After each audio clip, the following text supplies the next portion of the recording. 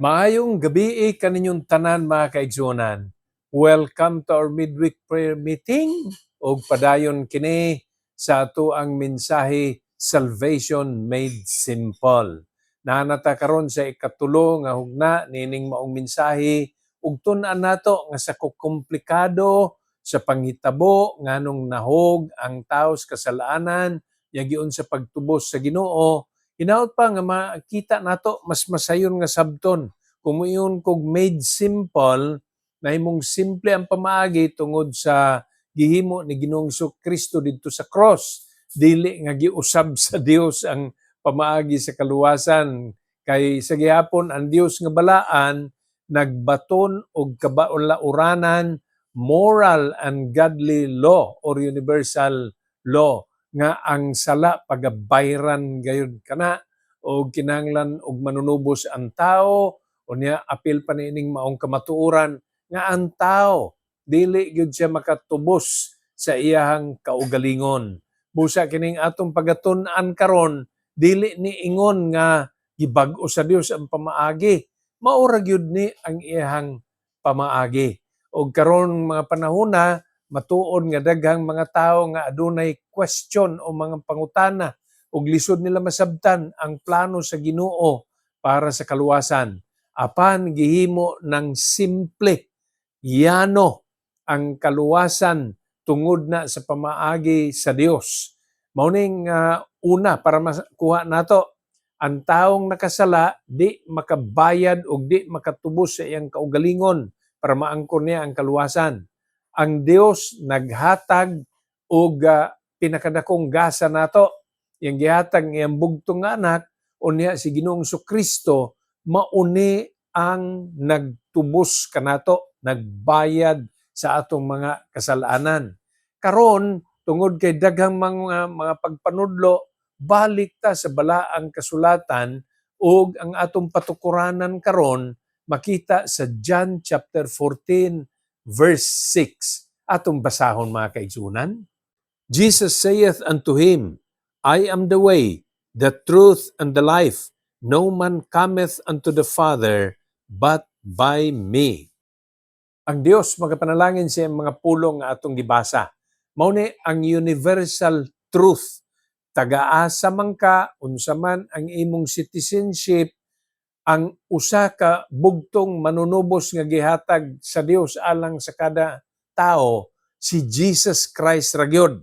Ang gisulti dinhi mismo si Ginoong Kristo nag-ingon, ako mao ang kinabuhi, ako mao ang kamatuoran, ako mao ang bugtong nga agianan. The only way, the truth, and the life. Diya na kay Ginoong Kristo. Simplihon nato. Wala na ingon nga lain pang pamaagi. Diha ra gyud kay Ginoong Kristo. Sunod, Acts chapter 4 verse 12. Neither is there salvation in any other, for there is none other name under heaven given among men, whereby we must be saved. Pinaagi ni ining maong atong gibasa nga nag-ingon, wa nay laing pamaagi sa kaluwasan. Wa nay kaluwasan makaplagan pa sa laing pamaagi. Apan diha lang gyud kay Ginoong Kristo makaplagan, mao ni ang kamatuoran, silong sa langit nganis kalibutan, Jesus Christ ra gyud. Unsa man ang imong tinuuhan, unsa man ang imong kultura, unsa man ang imong nationality, kung citizenship, angayan nga ang imong manunubos lang gayud si Ginoong Kristo, wa nagyoy lain.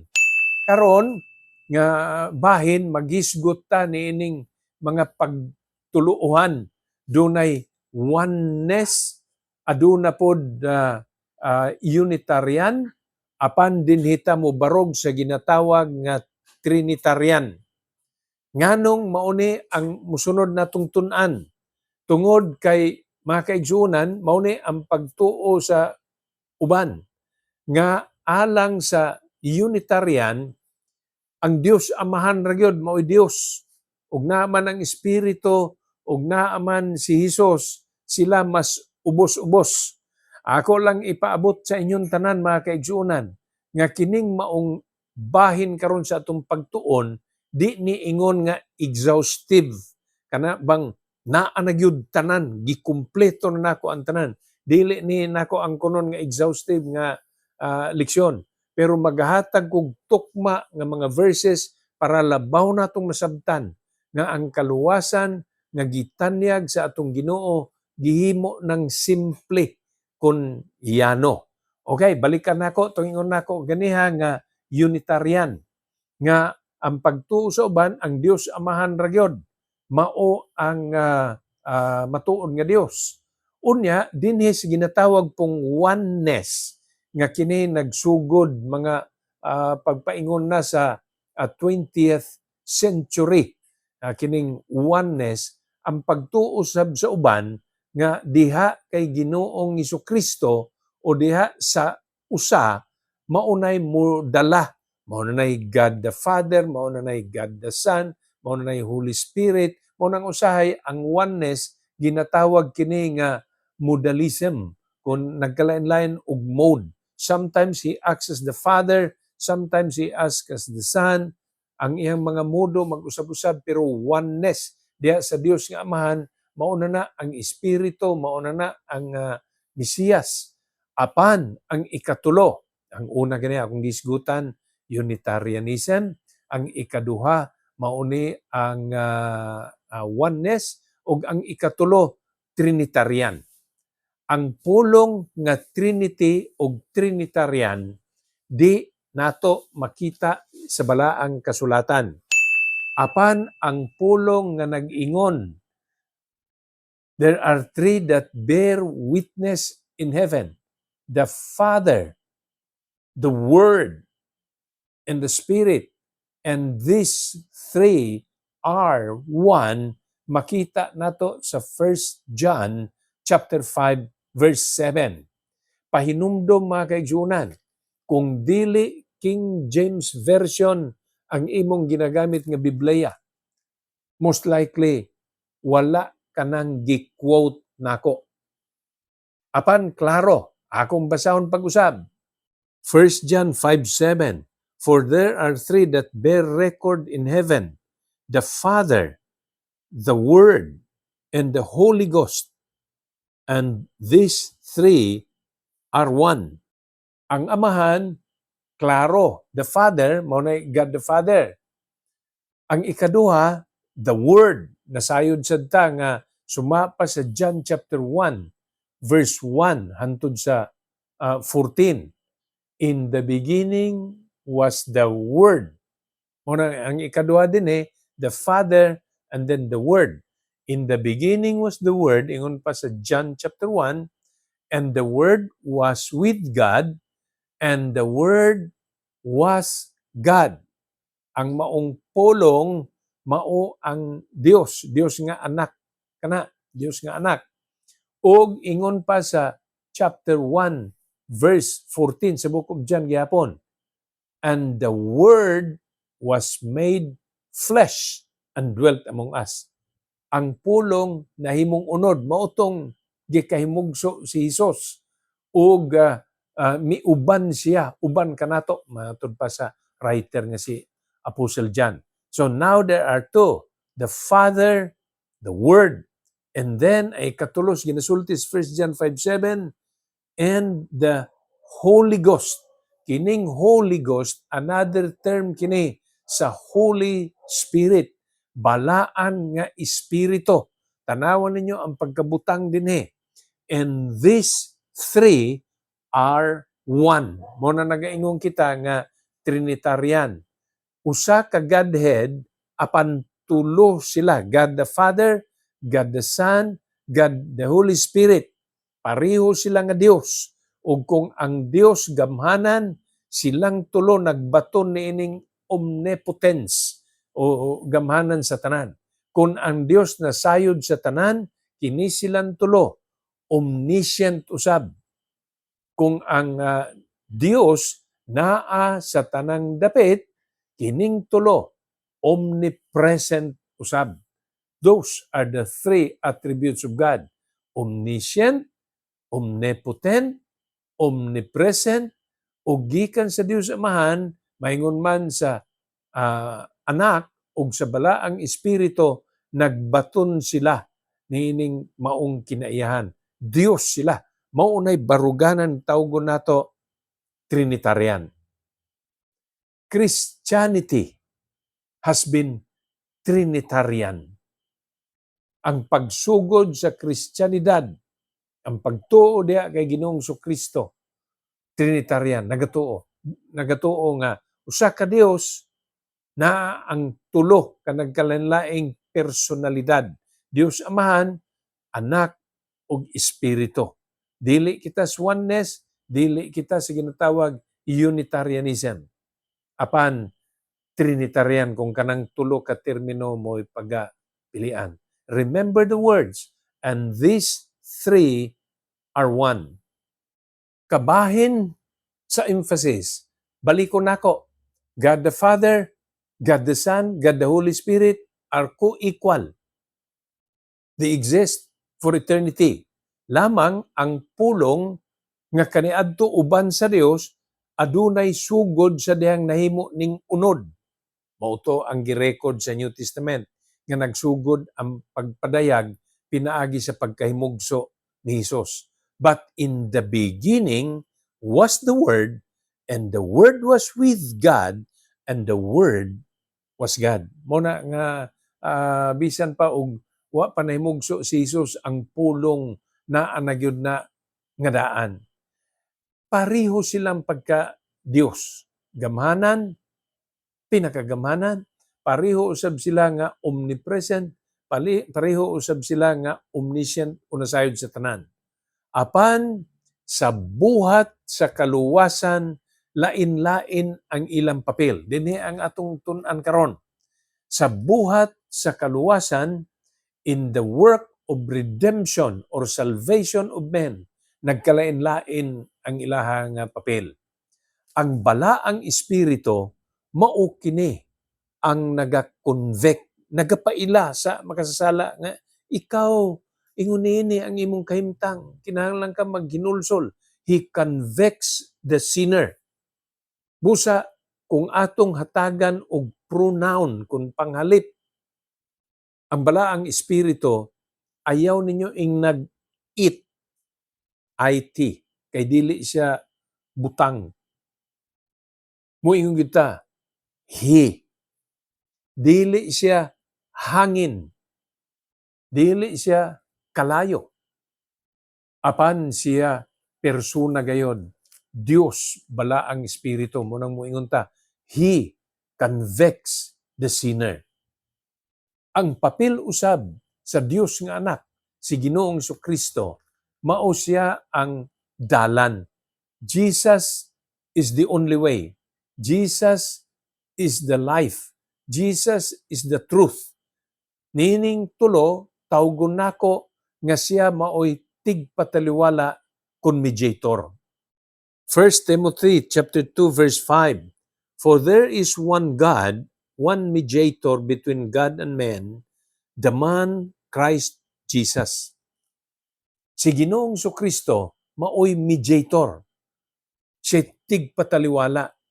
Nakasala ang tao sa Dios, karon niya ang Dios nga nagpakatao qualified nga pwedeng mo pataliwala. Di ta pwede nga tao mo pataliwala. Si Ginoong Kristo ra gyud. Kay siya matuod nga Dios, matuod usab nga nahimong tao. Nasayod siya sa pagka-Dios, nasayod usab siya sa kahimtang sa kada tao. Mohinungdan nga siya ra gyud ang bugtong nga manunubos og tigpataliwala. Matuod ang ginaingon sa balaang kasulatan nga adunay usa ka Dios. Unya adunay usa ka tigpataliwala sa Dios ug sa tao.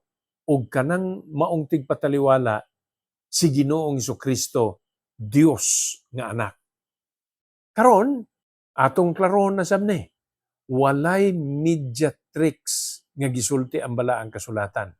Ang mediatrix nga term nga atong mabatian karon nga kuno ang inahan ni Hesus, si Maria nga ulay ni adtong pagmabdos niya kay Ginoong Hesus mao ning tigpataliwala. Mary is not the mediatrix. Dili siya tigpataliwala. Matuod nga bulahan siya sa babae nga tanan, nanamkon kay Ginoong Kristo, siya nahimong inahan ni Hesus sa iyang pagkahimugso, apan wala gitudlo sa balaang kasulatan nga tigpataliwala si Maria nga inahan ni Hesus. There is only one God, there is only one mediator between God and men, and He is Jesus Christ. Karon dito ta sa ikatulo. God the Father. Ang papel niya sa pagtubos sa mga katawhan, siya maoy dangpanan. If the Holy Spirit is the one who convicts, if Jesus is the mediator, God the Father receives. Siya maoy magdawat niadtong mga mahinulsulon, niadtong mga nagpangayog pasaylo, mudangop nga na niya. Mao na nga ingon pa sa balaang kasulatan sa John chapter 1 verse 12, but as many as receive him, to them gave he power to become the sons of God, even to them that believe on his name.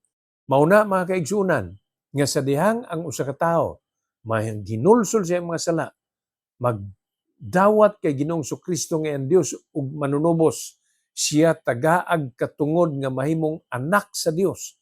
He can now go to the Father. Pinaagi kini kay Ginoong Kristo. So God receives, God the Father receives, God the Son is the way, and God the Holy Spirit convicts the sinner. Sa pagka-Dios, pareho sila. Apan sa buhat sa kaluwasan sa mga tao, mauni ang nagkalain-lain nilang buhat. Karon nga ato napahamutang ang kamatuoran, since we have already established the truth and the fact, timan-an nato nga ang kaluwasan nga ginatanyag ni Ginoong Kristo isip maoy bugtong dalan ug tigpataliwala, maugyod ang pagtuo nganha sa atong Ginoo. Ayaw ni pagsaguli og buhat. Salvation has been made simple. Dili ni kombinasyon sa pagtuo maingon man sa buhat. Pagtuo ra gyud ang kaluwasan apan mo resulta kana sa maayong buhat ug kabag-uhan. Karon makita nato sa balaang kasulatan nga di ni pwedeng pagaipunon. Romans chapter 11 verse 6. And if by grace, then is it no more of works. Otherwise, grace is no more grace. But if it be of works, then is it no more grace. Otherwise, work is no more work. Mga kaigsunan, klaro kaayo. Kung pananglitan, grasya kini, di na ni paagig buhat. Kay kung naapay buhat, ang grasya, di na grasya. Kay libre man na. Unmerited favor man kana. Unya, kung kini usab buhat, ayaw na sa grasya. Kay kung ang buhat dunay grasya, di na po na mayong buhat. Mao na nga giklaro din pinaagi sa grasya. Karon, ang katapusang mga grupos verses makita sa Ephesians chapter 2 verses 8 and 9. For by grace are ye saved through faith, and that not of yourselves. It is the gift of God, not of works, lest any man should boast. Pinaagi sa grasya, kamo nangaluwas. Dili ni sa inyong kaugalingon, kini gasa sa Dios. Dili sa buhat, not of works. Diin ang tao pwedeng manghambog o manghandak. Muna mga kaigsunan, gihimo ng simples Ginoo. Dawata kining ginatanyag ni Ginoong Kristo. Kay sa kalisod sa pagbaton sa kaluwasan, gibayran na ni Ginoong Kristo dito sa krus sa Kalbaryo ang silot sa kasalanan sa mga tao. Madawat lang na sa individual kung pananglitan siya maginulsol siya ang sala, mangayg pasaylo siya ang sala, unya pinagis pagtuo iyang dawaton si Ginoong Kristo nga iyang Dios ug manunubos. Himoa kinihigala. Og sa mga kaigsuonan sa pagtuo nga naghimo na niini, ipakita nato ang kabag-uhan ug ang bunga sa kaluwasan. Ang Dios magapanalangin kanatong tanan. To God be the glory and shalom.